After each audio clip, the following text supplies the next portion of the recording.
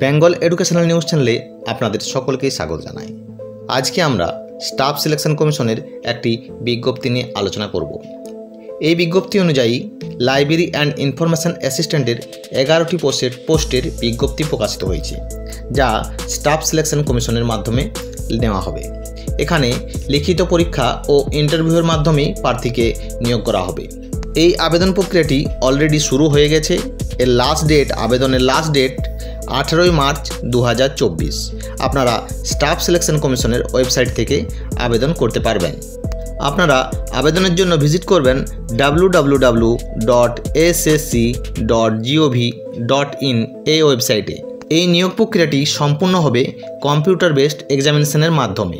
তো এখন আমরা জানার চেষ্টা করব এই পোস্টটির জন্য কী শিক্ষাগত যোগ্যতা চাওয়া হয়েছে।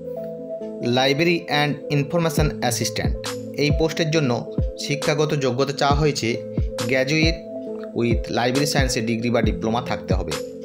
প্রার্থীকে বয়স হতে হবে 18 থেকে 30 বছরের মধ্যে। এখানে লেভেল 6 অনুযায়ী স্যালারি দেওয়ার কথা বলা হয়েছে। আপনারা অনলাইনে www.ssc.gov.in এই ওয়েবসাইটে গিয়ে আবেদন করতে পারবেন। আবেদনের লাস্ট ডেট 18/3/2024।